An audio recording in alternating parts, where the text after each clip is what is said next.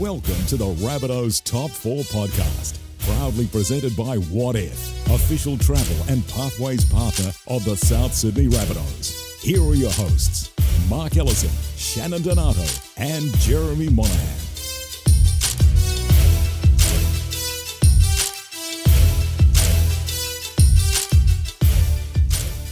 Well, hello everyone and welcome to the Rabbitohs Top 4 podcast, powered by Audio Technica and proudly presented by What If. What If has you covered for accommodation, flights, car hire and more. So if you're looking for a holiday, travelling for business or you need to get to the game, visit whatif.com/Rabbitohs. What If? It's Aussie for travel. My name's Jeremy Monahan. I'm the media manager here at the Rabbitohs. I'd like to welcome my regular co-host Mark Ellison and Shannon Donato. How are you, Ello? Very well, Jess. Not as good as you. I didn't get the extra half hour sleep that you got this morning that we've missed out on, but that's okay. I got the extra half hour sleep also during the judiciary hearing last night. But yes. Speaking of which, you blokes, honestly, give you one job. One job. Come on. Anyway, send the boys to do a man's job, I guess. Shannon, don't start. It was farcical. Anyway. As we head into the something I've learned this week, I'm going to kick off on that note. A 9 p.m. judiciary hearing on a Tuesday night is no good when you've got a 7 a.m. recording time for a podcast on a Wednesday morning. Yes. Sorry if I sound like I'm slurring my words and I'm half asleep, but that's what we're facing this morning. Well, I'll carry on that, Jez, and I don't say this to pull apart the NRL, but what last night showed me was that the actual sanctions for misdemeanors in the game needs to be looked at very closely.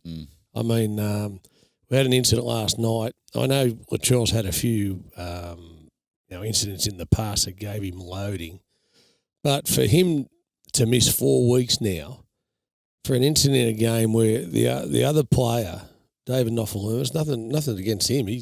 He went through, played the whole game. Then 90 seconds to 2 minutes after the incident, had the sense of mind to catch the kickoff and straddle the sideline to get a penalty. Now, there's no sign of any HIA. There's no sign of injury. Yet the force was deemed more than moderate. So Latrell misses 4 matches. We go back a few rounds, and everybody knows the incident, the Melbourne back rower, with that injures Madison in the tackle. He gets 2 weeks. Madison has not played now in the game for it's 5 or 6 weeks now. Just tell me where the consistency is in that. There was a lot out. Like, I actually enjoy going into the judiciary because it's something a bit different, and you hear the legal arguments and all that sort of stuff. I actually like sitting there listening to it, and I don't think, well, any of us, when we went back into that room last night after the arguments were said, I don't think any of us were could have been any more confident because it just made sense. To me, things need to make sense. It's just, we've talked about this before, Shannon. I'm a very logical type person. Yes. If something doesn't make sense, then I just don't get it. I just don't understand how it could be possible. You're probably talking to the wrong guy there about making sense. Well, no, I was just going to say, Sam Kekovich agrees. You know it makes sense. Yeah, exactly. But you're right. It's funny, last year they spoke about streaming the judiciary live to the public. And I think it's a good idea. It should happen. Yeah. Because, you go in there and listen to the arguments for and against.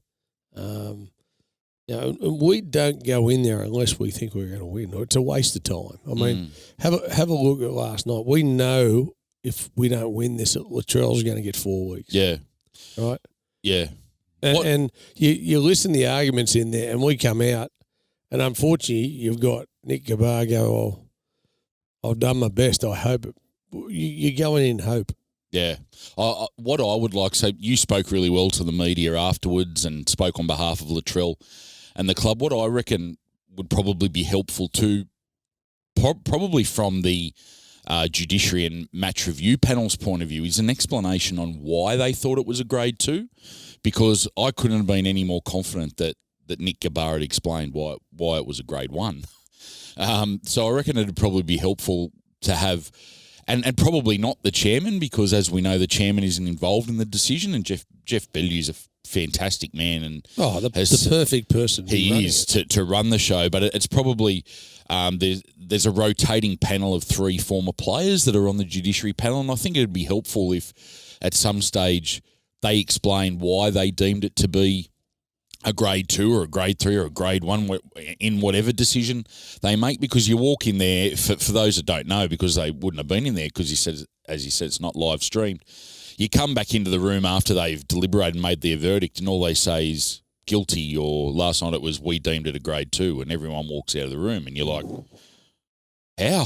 Why? You just don't know why. So I reckon it'd be helpful whether one of them spoke at the time, or whether they put out an explanatory note afterwards out to the clubs or on NRL.com or something like that as to why they think that why they deemed it a grade 2, as opposed to some other incidents which you see that are grade 1s or don't even get charged. It was a really difficult situation for us last night too, because there were 2 other charges given against Latrell. Yeah.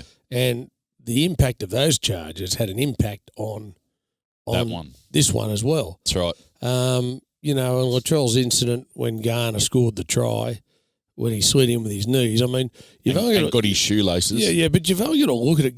Garner was so close to the dead ball line. Latrell's going to try and get him across there. If he gets there quick enough, he can lift him up and carry him over. Yeah. He doesn't make it, but he slides in with his knees. Was there contact? There might have been. Yeah. We accepted the charge. Yeah. Right?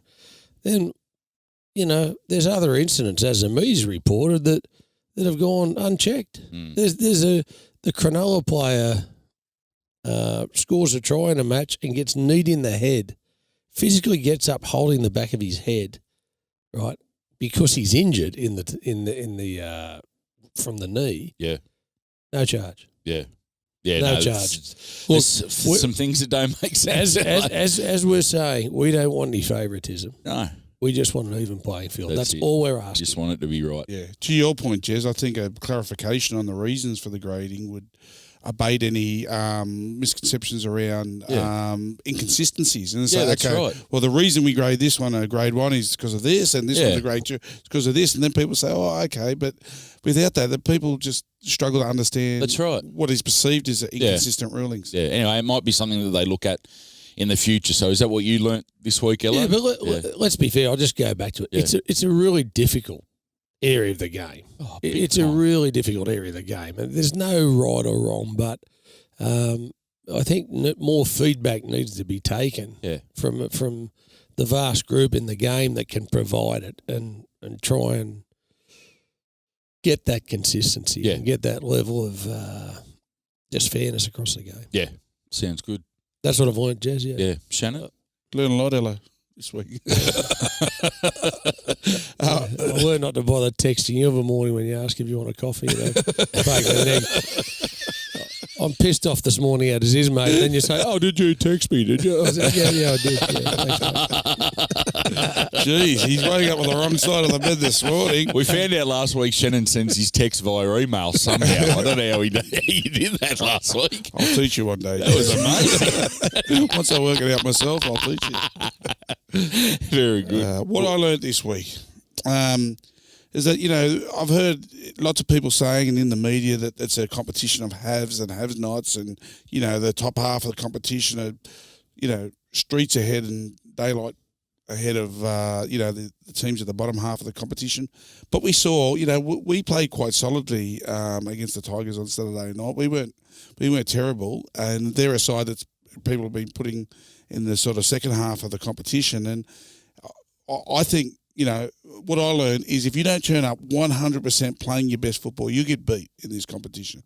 It's not like, in the Premier League, you got the same 3 sides, 4 sides every year, same in the NFL, your daylight's ahead of anyone else. In this competition, you've got to turn up, you've got to be 100% on, and if you're just slightly off your game, you're a chance of getting beat regardless of who you play.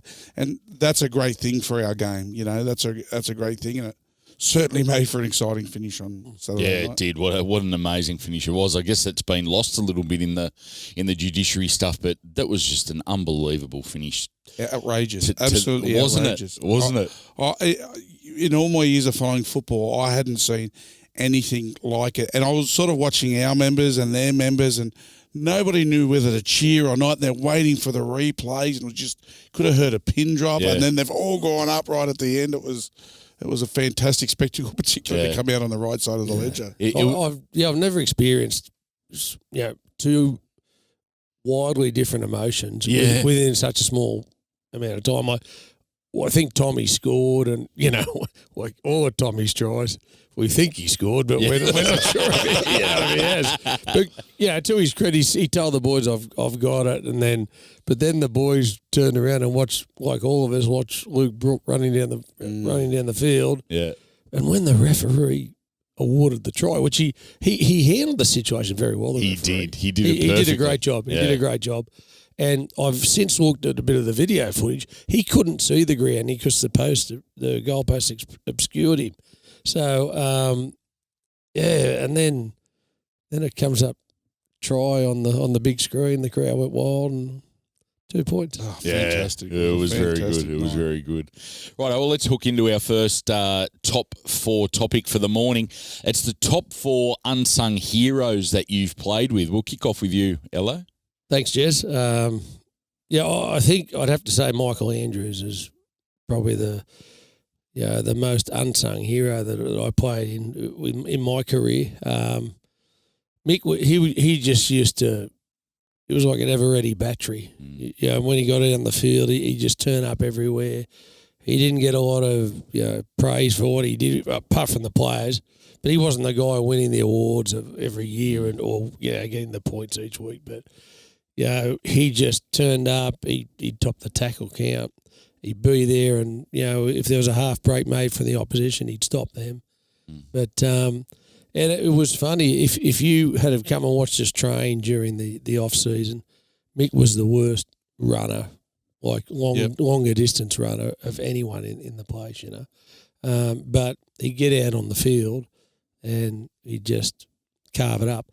Actually, one day we were at training at Centennial Park. We used to, the lakes and that at Centennial Park. We used to do laps around there. We'd go forever, and one thing with Mick, he never cut anything short either. He always did it all that, but he always go. But the thing was, he'd be still going. Everyone had left, right? He still hadn't finished, so he got a really worked up a really good relationship with the caretaker of Centennial Park. So, because he used to be quite fond of him, the caretaker, until he had to wait and lock the gates before he was finished. So that sort of dropped off a bit as we went on. But no, Mick was magnificent. He's still doing a great job. He's involved in the club now, obviously on member co-board. You see him today. You see the passion he has for the place. Yep, and it's outstanding. But he's definitely the number one. Number 2, I'd say, would be Ross Harrington. He wasn't your fashionable sort of winger, but no one from any other team wanted to tackle him when he charged on the ball. You hear about players today, we talk about coming off the back fence. He was just incredible. He come charging onto the ball and just get us out of a lot of tough situations. He was a real competitor. He used to, when he'd score a try, he used to be well rewarded when he got home. But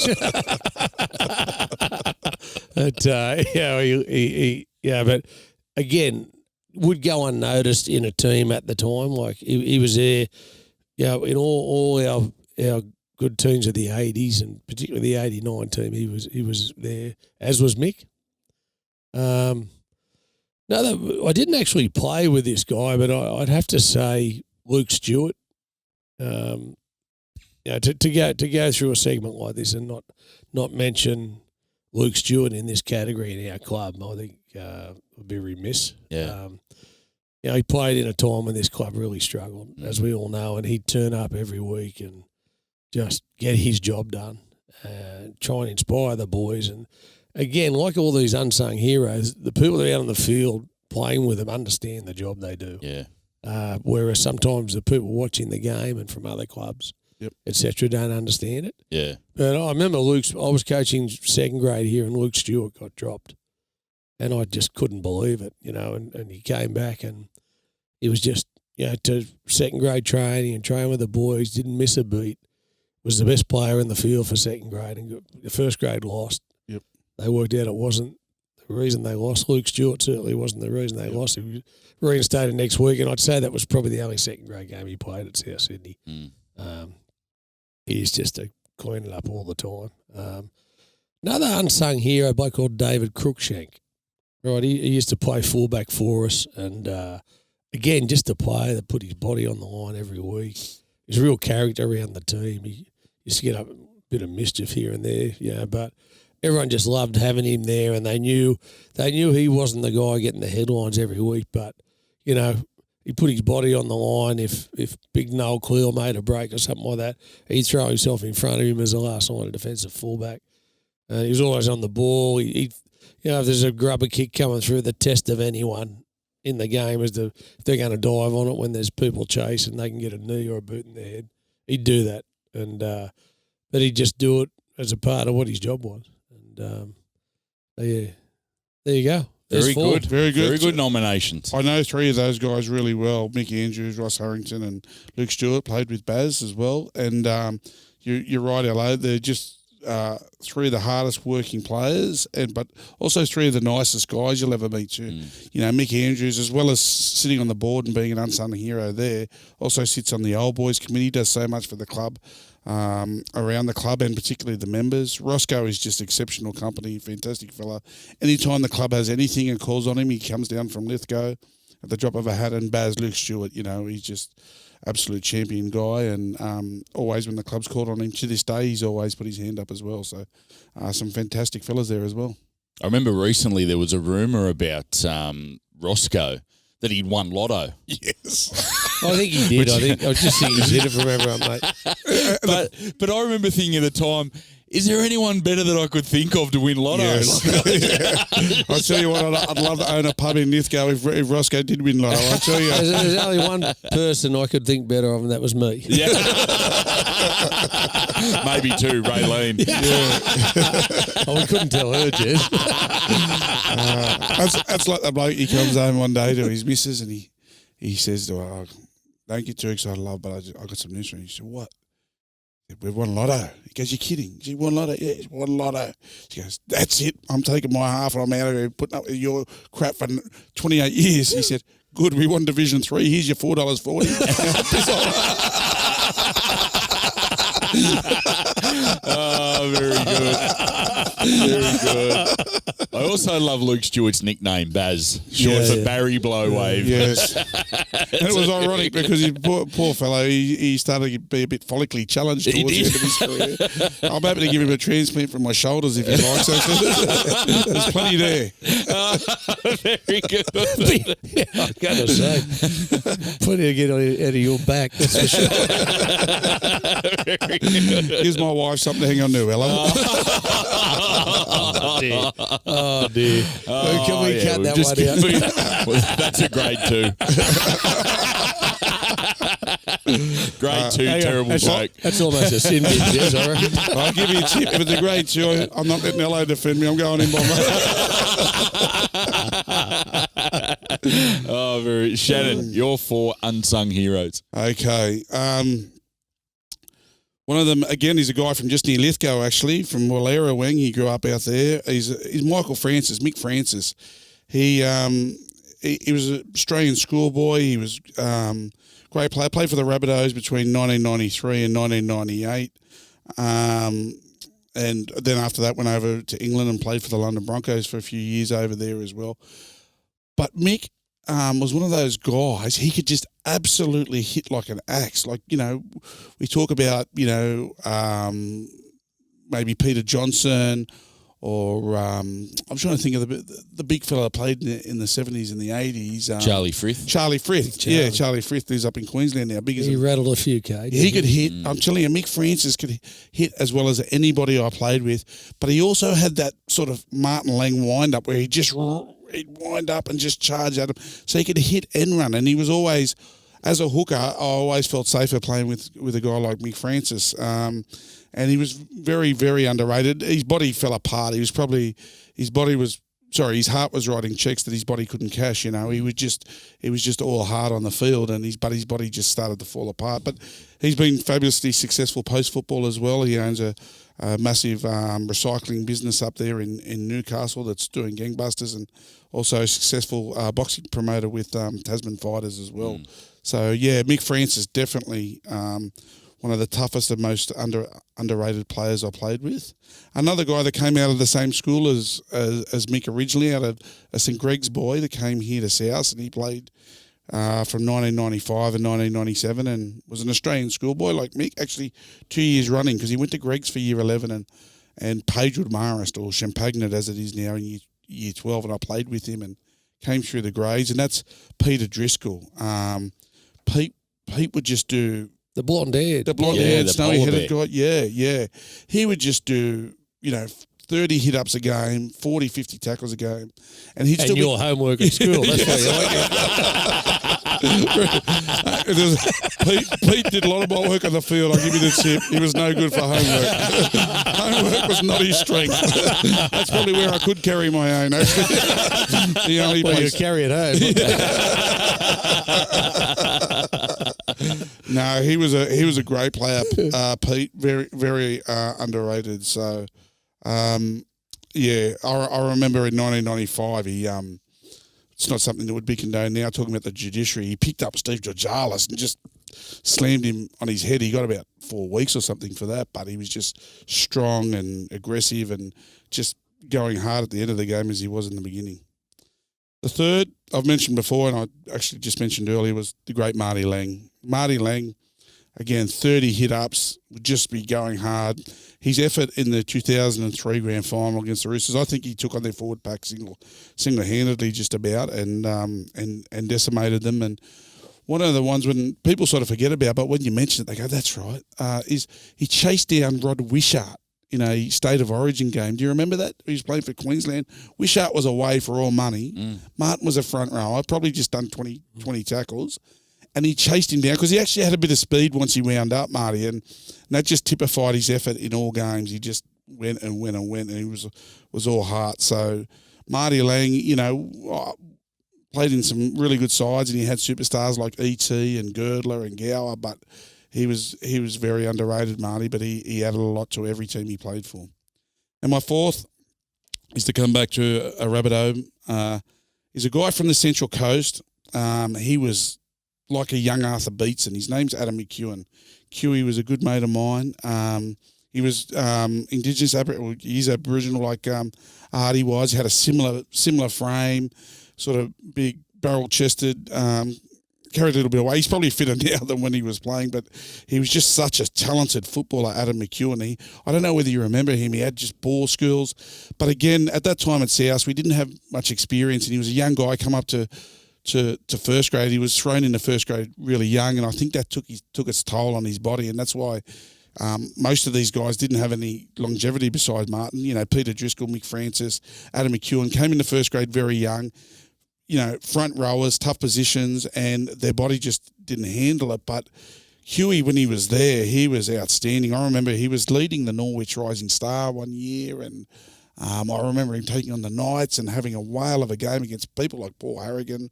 But he was 19, and unfortunately, it's such a tough game that they, it shortened their shelf life in terms of their playing careers. But Adam McEwen was one of the most skillful ball playing big, and he went on. Another guy who's been really successful post football. He got a master's at UNSW in public health. He got his bachelor degree before that. He's coached at various clubs. I think he's at Manly now coaching, but he's coached at the Warriors and the Roosters previously. A really good football brain and smart guy off the field, and all four of those guys are fantastic fellas. People probably never heard of them. That's why they're unsung heroes. That's right. But they're absolutely fantastic fellas and all fantastic footballers as well. And every team needs guys like that, don't they? Like, there's the old adage that a team of superstars will never beat a superstar team, and it's guys like that make superstar teams because they're willing to get in there and do the hard work that some other people probably aren't. Yeah, like Elo and I. Yeah, that's right. They galvanise the team, with their acts that they do on the field. And you talk about that McEwen. I remember him. he didn't get a lot of as much chance to show his skills as he would have, because back in those days you had to win the ball from the scrums, and the hooker was responsible for that. And you didn't win much football back in the day. So. I knew where that was going. He's had a good 10 minutes to figure that one while you've been talking. He delivered it. The sad thing is, as Homer Simpson would say, it's funny because it's true. Oh, very good. Well, that was a good segment. Some bringing back some names that we may not have thought about for a while, and that's what we're about here. But we'll go to our first break now.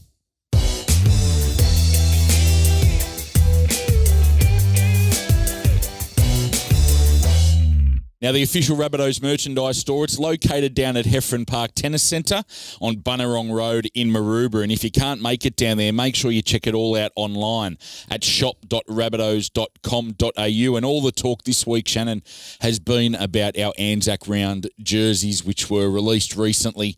We saw them unveiled yesterday in our media session. The sky blue jersey that we're wearing this week, it's very unique, but it's there to celebrate 100 years of the Royal Australian Air Force. Absolutely. As we've said previously, you know, we've celebrated the Defence Forces, and typically that's been around the Army, but the RAAF, 100 years, it's a fitting tribute to those guys this year, and it's certainly been a bit polarising, you know, because it's certainly not our red and green. It is something different, but I think it's a fitting tribute in Anzac round, and I think the boys have been inspired by it, so hopefully they show that on the field on the weekend. Tommy Burgess made a great point yesterday. He said it is a very different jersey, and he hopes that guys like Gags and Jaden Sewer and that don't mind wearing it this weekend with it not being maroon.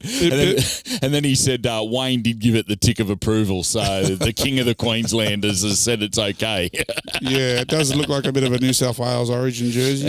Speaking of which, in Queensland, the Anzac round, our game's actually played on the Gold Coast, but our merchandise van's going to be up there. It's travelling all the way up there because we know a lot of our members and supporters will want to buy the Anzac jersey after they've seen the team play. So keep an eye out for the merchandise van just outside of the stadium up there on the weekend as well. You'll be able to pick up your Anzac jersey there. Yeah, very good. And we farewelled one of the key members of the merchandise team this week, Matt Perrison, moving on after, I think he said 6 years. So we wish him the best with whatever he goes on to next. Yes, it'll be interesting to see what he goes on to next. Yeah. He's certainly a character, is our mate Matty Perrison, and so's his alter ego, Paddy Merrison. I think we can let the cat out of the bag now. Now that he's gone. Yeah, you know, he's a friendly guy. I know lots of the members like seeing him when they'd go into store, and, you know, he'd always greet them warmly and always had plenty of time to talk about the Rabbitohs, and was a passionate man. So, yeah, we wish Matty Perrison and Paddy Merrison all the best. Yeah, alter egos, that might be a good top four. That would be, actually. That would be a very good one, especially after you dropped Mick Pobgy in it last week and his four personalities. Anyway, make sure you head down to the Heffron Park Tennis Centre and check out the Rabbitohs merchandise store there, or shop online at shop.rabbitohs.com.au.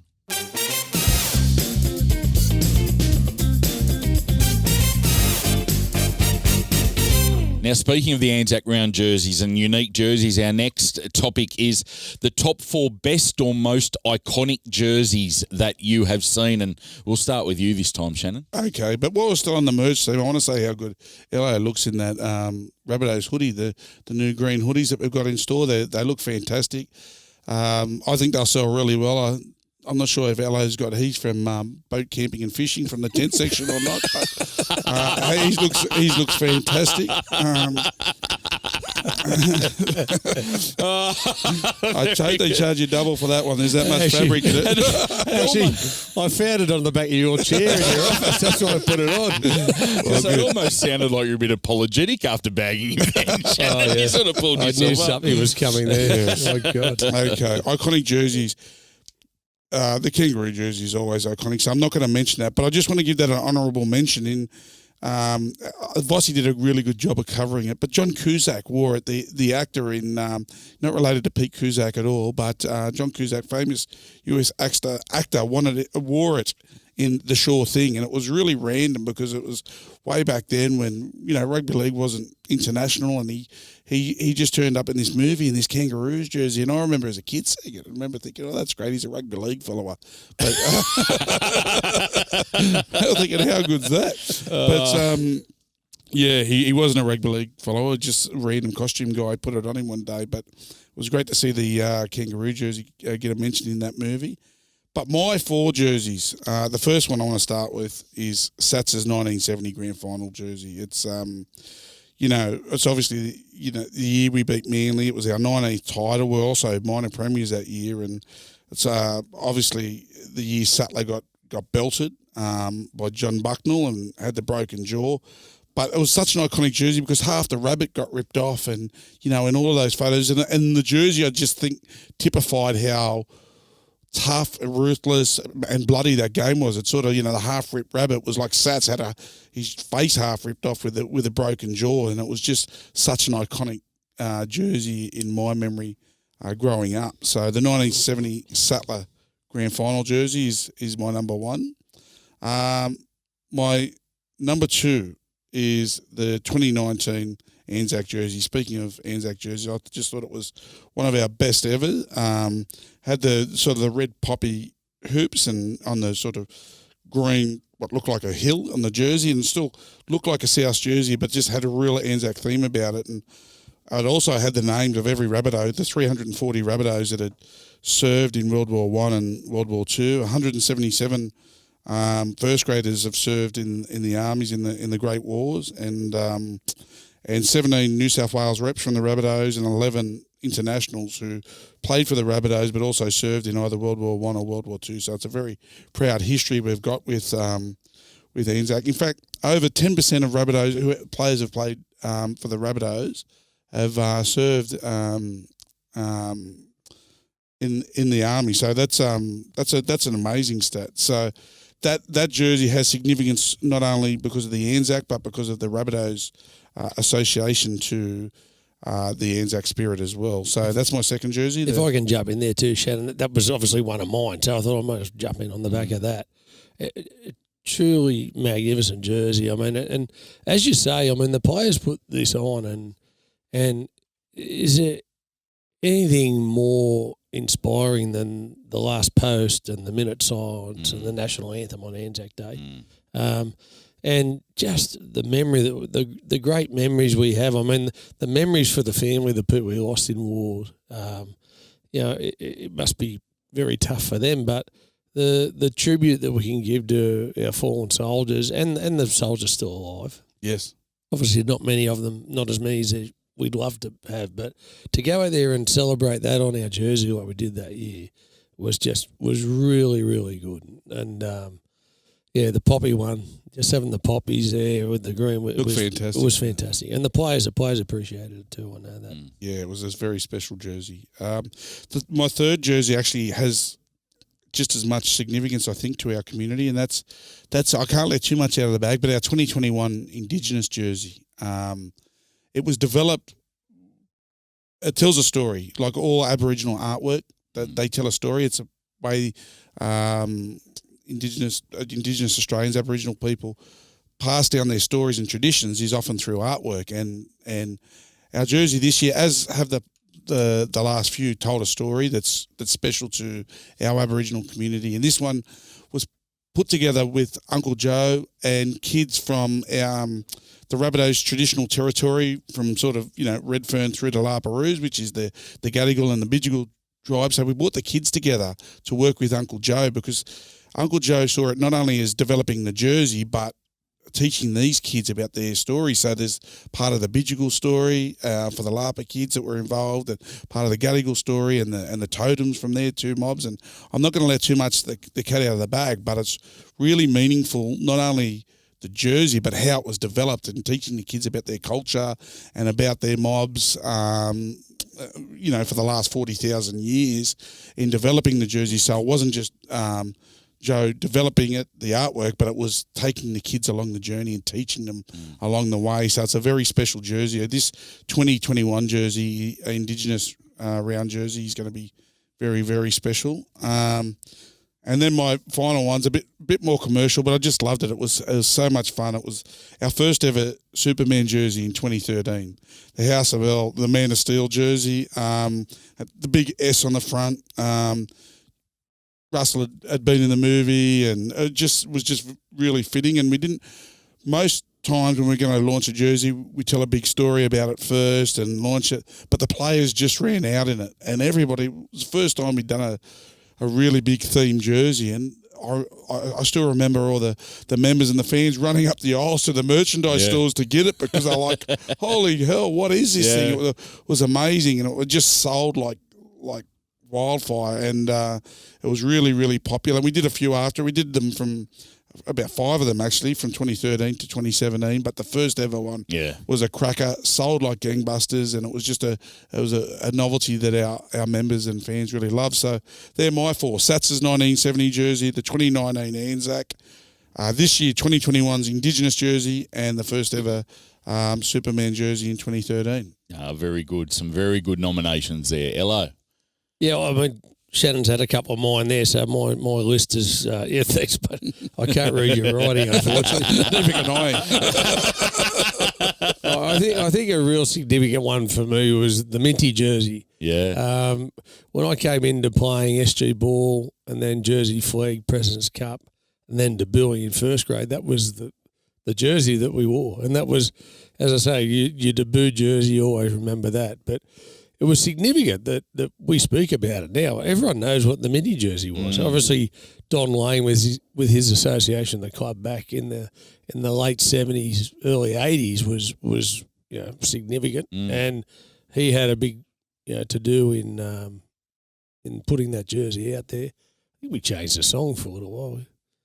Not sure. Cheer for something like that. I can't remember. Something to do with Minties. There's a few jokes about Minties, but yes, yeah. But I think it's obviously a part of our history, and everyone remembers it. So yeah, that's one of the iconic jerseys. The other one for me was Centenary Test jersey that the Australian team wore at the SCG. I think 2008. I think it was, and it had special significance for me that night. One was that great try that Greg Inglis scored. We'll always remember that. Yes, set up. Yeah. Sorry, he did. He did set up. Said the other week, everyone thinks it's Greg's try, but it was actually Gasnier that scored it. Like, he's got that iconic jersey on. He dives over the dead ball line in front of the iconic member stand at the iconic SCG. Yeah. Puts the ball back into play, and I can't remember who scored it. Do you remember? Gasnier. Yeah, there you go. So memorable moments, but it was also the day that one of the magnificent coaches of all time passed away, and the great Jack Gibson. Yes. And Jack had coached me when I was at Cronulla, and I learned a lot about rugby league from Jack, and just a lot about life in general. I was lucky to have had him in my life for a couple of years in that capacity, and it was a really sad night, but for the game. But that iconic jersey just resonates in my mind, and everything that happened that night was amazing. It just seemed apt that such a memorable event occurred on the field for the death of such a memorable coach. I do remember that. That poppy jersey, it just gets me back. Like this is one of the great 5 minutes of every season is the lead up to an Anzac Day clash. Yes. I mean, we only used to really get it with the St. George and the Roosters clash on the traditional Anzac Day clash. But I remember that game at the old Sydney Football Stadium and blah, blah, blah. But now this week we can celebrate it. And our Anzac jersey is always good. It is always significant. Yeah. Shannon to it. They're the two that outside of Shannon's. I normally have 10, but I didn't know. Well, the significance of that minis jersey actually is quite interesting too, because apparently Don Lane developed it to broaden the appeal of the Rabbitohs, particularly with the Italian community. He wanted it to to appeal to weren't their town enough. community. Well, I wasn't in. I was going to say it's actually, maybe that's why my family started supporting the Rabbitohs when we were young, and so you can blame Don Lane, for bringing in all us Italians. We're like rust. We get in everywhere. Where there's lots of us, and you can't shake us. We're Rabbitohs for life, mate. Actually, I might just jump in, Jez. Yeah. The jerseys we had for our first home and away games this season. Oh, with the names of the members and that had supported us. The thank you jerseys. Yeah, the thank you jerseys. Yeah. They're significant too. Special, aren't they? That signify such a crippling year for the world, and we're just saying thanks to those people. Probably the other one, the one we wore when we came back into the competition, the TV week, wasn't it? Yeah. From memory? Yes. Yep. We've still got a few of them left out in the back there. I did my best. So, yeah, that's just off the top of my head, yeah. Yes, that's just 7 off the top of your head. Well done, Hello. Well done. You've done it again. I took a bit of a different tact with it all, but I'll just whip through these quickly. For me, iconic jerseys, the yellow jersey and the Tour de France. It just signals winning. Yellow's my favourite colour because I'm colourblind. It's the only colour I can see. And it was made famous by the great Lance Armstrong. So am I allowed to say that? Or I don't know. So there's the next question. Was he great? Yeah, well, that's exactly right. That's right. But the yellow jersey, it signifies winning and it's got prestige about it. The next one of the pack. The next one I had was the New Zealand All Blacks jersey. It's absolutely iconic, that black jersey, and I can only imagine how intimidating it is to be standing opposite those 15 players wearing those black jerseys while they're performing the haka. It must be an amazing experience. So I've got the All Blacks jersey in there. I think that one is what it means to them too. Absolutely. How they've created the culture of that jersey across a nation over many years. Yeah. And I think, we talk about we love putting the Rabbitoh jersey on. We know that. We've got a special significance within our club. Yeah. But I think the New Zealand All Black jersey has a significance across the nation. Yeah, and it's so simple. You see so many sporting clubs and sporting organisations just go so outlandish with some of their jerseys, but just that All Black jersey, as you say, it just brings that whole country together. Quickly mentioned before, the Australian Kangaroos jersey. I reckon when you see someone wearing one overseas, you can spot it a mile away, and you're there with friendly Aussies and fellow rugby league fans. So that's one of mine. And then my final one, of course, is just the Rabbitohs jersey. Nothing beats those Cardinal and Myrtle hoops, and it stood the test of time, 113 years. And again, when you're travelling overseas or anywhere, you're watching a sporting event on TV, you can spot that random South guy. And Yes, the other thing is it holds such significance that we never change it unless it's for a very, very good cause. And that's one thing I love about our jersey. Yeah. As well. Indeed. No, very good. Some good jerseys there, and make sure you pop down to, as we said before, the merchandise store and grab your Anzac round jersey for 2021 this year. It is something different. It's definitely one for the collectors out there that collect their Rabbitohs jerseys.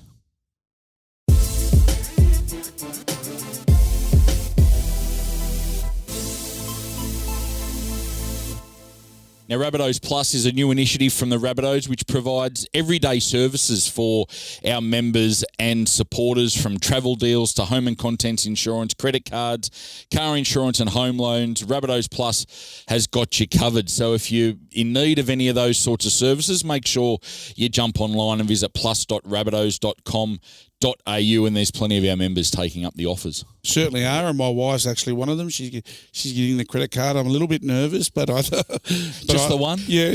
I heard she's getting two, Shannon, and you don't know about the other one. I think the last two melted. They got overused.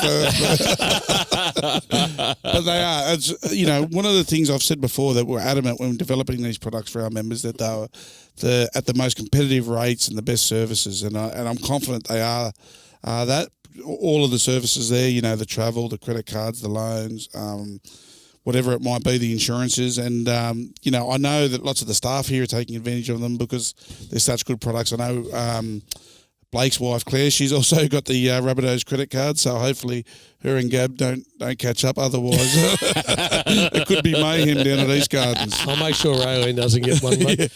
East Gardens. You don't go to East Gardens anymore. Yes, I do. No. No, that's right. East Lakes, I meant to say. Yeah, East Lakes. East Lakes. There's a South Sydney man. There's a Westfield of Vaucluse, isn't there, these days? Please. Behind enemy lines, doing what I do for the club. Very good. He still shops at Woolloomooloo. Just ask him. The great thing about shopping at Woolloomooloo, no one pays. It's a bit of a mouthful, that. Woolworths, Woolloomooloo. Mate, Woolloomooloo, tough area, honestly. We didn't have neighbours, we had witnesses. Oh, very good. Check out all those services at plus.rabbitohs.com.au.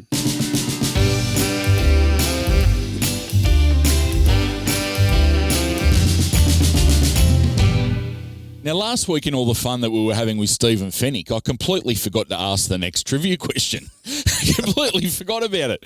It was good fun last week having a chat with Steve, and he had some great some stories to tell, particularly that enthralling story about when he was working in management at the Daily Telegraph during the period of when the Rabbitohs were kicked out and that internal struggle that he was feeling and wearing the black armband in the office and all that sort of stuff. So if any of our listeners haven't heard last week's episode yet, make sure you tune into episode 8 and have a listen to everything about Stephen Fennick there. But I thought I'd ask the question that I had planned for last week this week, and it was that we had 3 proud South Sydney first grade players with us in the studio.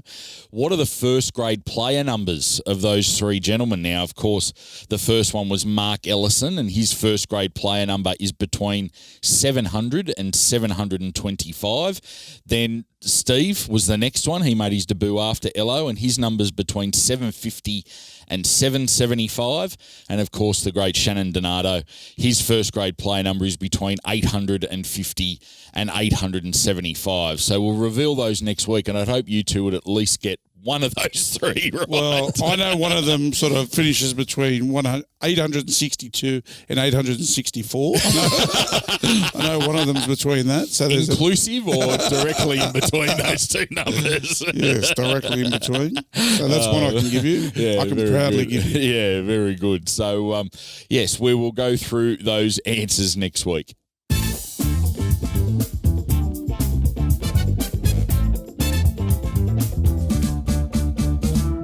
Now, of course, the Rabbitohs Podcast Network's proudly brought to you by What If. So if you're looking for your next epic holiday, a long weekend with mates, or you want to get up to the Gold Coast this Friday to watch us take on the Titans, and it's time to What If it. What If has great deals on accommodation, flights, car hire, and more. And because they're the official travel partner of the Rabbitohs, you can head to whatif.com/Rabbitohs and use the promo code Rabbitohs15, and you can save 15% on select hotels. Now, conditions apply there, but What If it's Aussie for travel? And Shannon, I believe there's a crew of your mates that might have taken advantage of that for the Titans game this weekend. There certainly are, Jez. There's just shy of 40 of us, actually. There's 38 Rabbitohs old boys and some Woolloomooloo mates that I grew up with, my brother Nathan, but also the great Brad Dunn, a stalwart of the South Sydney area on the wharves out there, representing all the good wharvies now at the MUA. I had a quiet one with Brad after the game last Saturday night back at the juniors. I believe you had a beer with him, but there's no way it was a quiet one. He could talk for a straight. He'd talk a glass eye to sleep, honestly. Brad Dunn, honestly. He'd give Panadol a headache. That's how, mate, he goes on and on and on. Drives me mad, but a nice enough guy. He's the great Brad Dunn. But, yeah, so up there with a lot of Rabbitohs old boys, as I said. Duncan McRae will be there. Doc Sean Doherty played here at South in the lower grades. Another Champagne boy. Yes. As they used to call it, Morris Brothers Page back in the day. Indeed, yeah. Manoa Thompson's going to be there. The Dimmick boys are going to be there.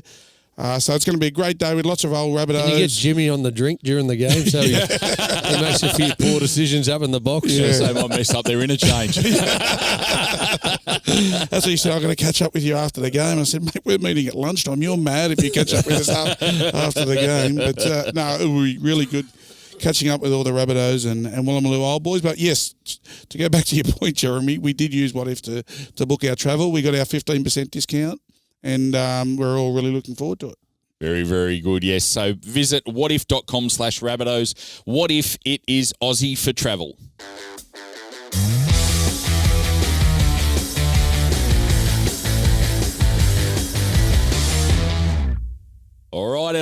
it is time for your joke of the week. I've been looking forward to this. Well, what happened the other day, Jez? I went into the wardrobe and pulled out a shirt and I put it on. And it had shrunk. I said to Raylan, "You've obviously put this in the dryer, haven't you?" I said, "We need a new dryer." She said, "I don't think it's a dryer that's shrinking the clothes. I think it's the refrigerator."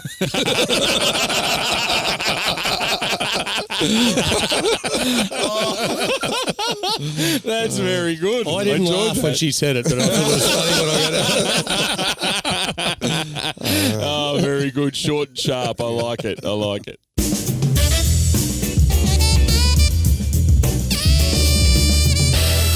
Well, thank you for listening once again, everybody. Episode 9. Next week, we hit the big double figures, 10 episodes. Ooh. No one thought we'd get there, but and we still haven't. We're 7 days away from it. Let's see how we go over the next 7 days. Do we celebrate that in some way? I think we should. Taking an egg roll all around. Very good. Very good. Make sure if you've got any topic suggestions that you send them through to us via rabbitohs.com.au/podcast or on Twitter using at SSFC Rabbitohs and the hashtag Top4Podcast. Please leave us a glowing review and a 5-star rating if you can. It helps with our search engine on the podcast apps that you're listening to us through. And don't forget to tune into our other podcasts, particularly the Rabbitohs Radio podcast. The boys are doing a great job. Chaps Mavo and Brownie, they've been doing some live shows at our games in the members bar after the game, which has been great fun. And we've got all our player media and the Rabbitohs Insider, all plenty of podcasts, plenty of audio stuff for you to listen to on the Rabbitohs Podcast Network. So just search for Rabbitohs Podcast Network on your podcast app and please subscribe or follow. And of course, we're brought to you by Audio Technica and presented by What If. And another great episode, gents. Some good laughs and particularly the chat about the jerseys. I enjoyed that. It was good to remember some of the great jerseys that have been out there. Indeed it was, and we're going to see another great one be rolled out this weekend, Jez. So keep an eye out for the 2021 Anzac jersey. Very good. Very good. Righto, we will be back next week.